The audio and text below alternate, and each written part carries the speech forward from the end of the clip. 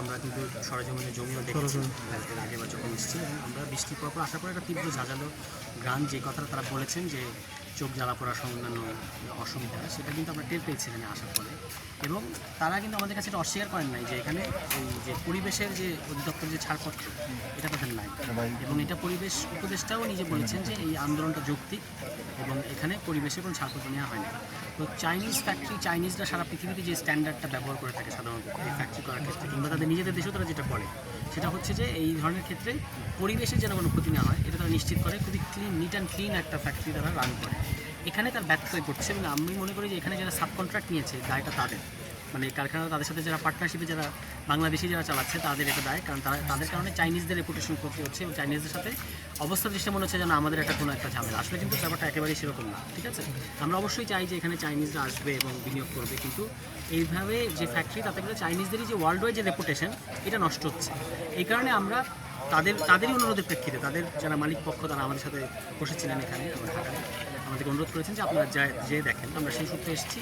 গ্রামবাসীও আমাদেরকে বলেছেন যে আপনারা একটু আসেন। এখন আপাতত কারখানা বন্ধ আছে, আমি অনুরোধ করবো যে কারখানা বন্ধ থাকাকালীন এখানে যারা শ্রমিক আছে তারা যেন পূর্ণ বেতন ভাতা পায় এটা নিশ্চিত করবে মালিক কর্তৃপক্ষ, এবং অতি দ্রুত অবিলম্বে হয় তাদেরকে পরিবেশের ছাড়পত্র নিতে হবে, অথবা যদি পরিবেশের ছাড়পত্র তারা নিশ্চিত করতে ব্যর্থ হয় সেক্ষেত্রে তাদেরকে কী করবো ভাবতে হবে। অর্থাৎ কারখানা এখানে এই অবস্থায় এইভাবে চলতে পারে না, মানে যদি পরিবেশের ছাড়পত্র না থাকে।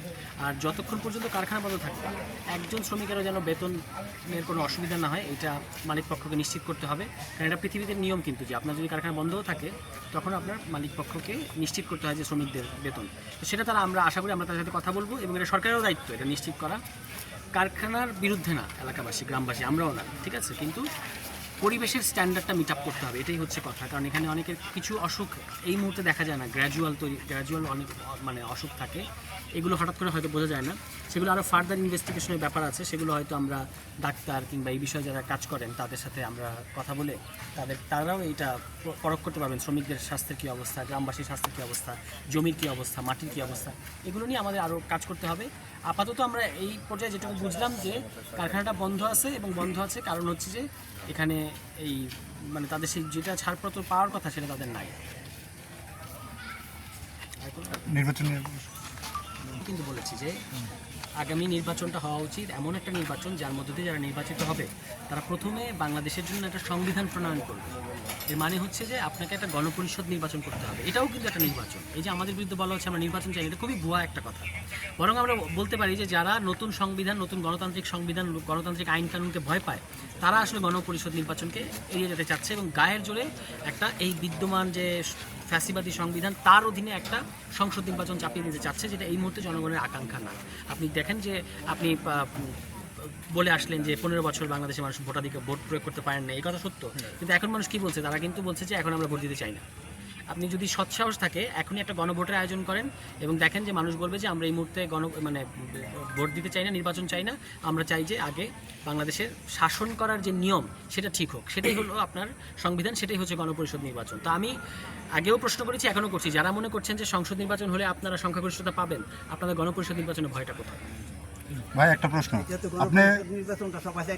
আপনি ওই গণসমাবেশে বলতেছিলেন আপনি অন্যায় দেশের চিত্র, এবং এটা আমি এখানেও দেখেছি যে বিভিন্ন ধরনের অপকর্মের সাথে একটা বিশেষ দলের লোকজনের নাম চলে আসছে প্রায়, এবং কোনো কোনো ক্ষেত্রে আমরা দেখেছি চাঁদাবাজ এই শব্দের উচ্চারণ করলে একটা বিশেষ রাজনৈতিক দল খেপে যাচ্ছে। আমি এটার কারণ এখন বুঝতে পারিনি।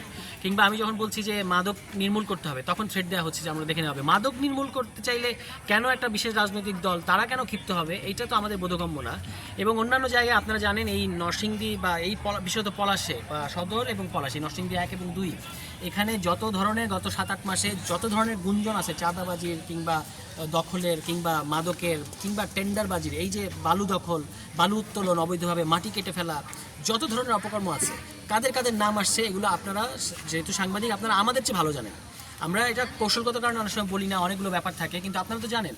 ফলে আমরা বলছি যে 5 আগস্টের পরে যারা আওয়ামী লীগ হওয়ার চেষ্টা করছে এটা কিন্তু আবার আপনি গণঅভ্যুত্থানের বিরুদ্ধে একটা প্রতিবিপ্লব করার মতো, এইটার বাংলাদেশের জনগণ মেনে নেবে না। ফর দ্য টাইম বিং আপনি সফল হবেন, কিন্তু আলটিমেটলি আপনি সফল হবেন না। ফলে যারা এই ধরনের রাজনীতি করছে আমরা মনে করি যে এখানে যিনি বিএনপির সংসদ সদস্য প্রার্থী বা যিনি আগে সংসদ সদস্য ছিলেন তিনি একজন অত্যন্ত সম্মানিত ব্যক্তি বৈশ্বিক পর্যায়ে এবং বাংলাদেশেও, তার নামে যারা এখানে অপকর্ম করে বেড়াচ্ছে তার জন্য ক্ষতির কারণ হচ্ছে। আমরা আহ্বান জানাবো যে আপনারা এই রাজনীতি থেকে সরে আসেন এবং আমাদেরকে আসলে হুমকি দিয়ে লাভ নেই।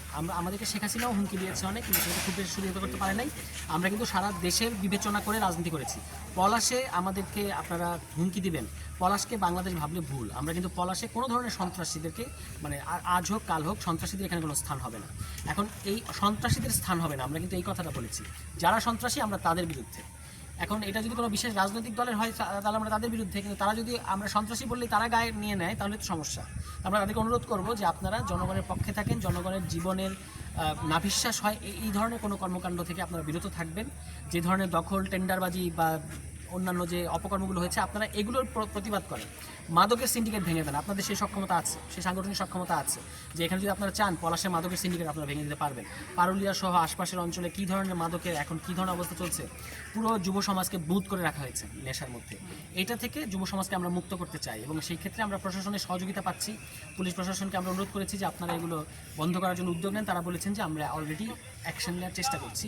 যে ডিসি মহোদয়ের সাথে আমাদের কথা হয়েছে, তারা কিন্তু এইসব ব্যাপারে এখনও পর্যন্ত আমরা তাদেরকে সহযোগিতা প্রবণ পাচ্ছি এবং তাদেরকে আমরা একটা খুব সুস্পষ্ট বার্তা দিয়েছি, যতক্ষণ পর্যন্ত আপনারা জনসংশ্লিষ্ট কাজে থাকবেন, জনগণের স্বার্থের পক্ষে থাকবেন, ততক্ষণ আমরা আপনাদের সাথে আছি। যদি আপনাদের কর্মকাণ্ড জনগণের বিরুদ্ধে যায় তাহলে আমরা আপনাদের বিরুদ্ধে কথা বলবো কিংবা আপনাদের বিরুদ্ধে আন্দোলন করবো।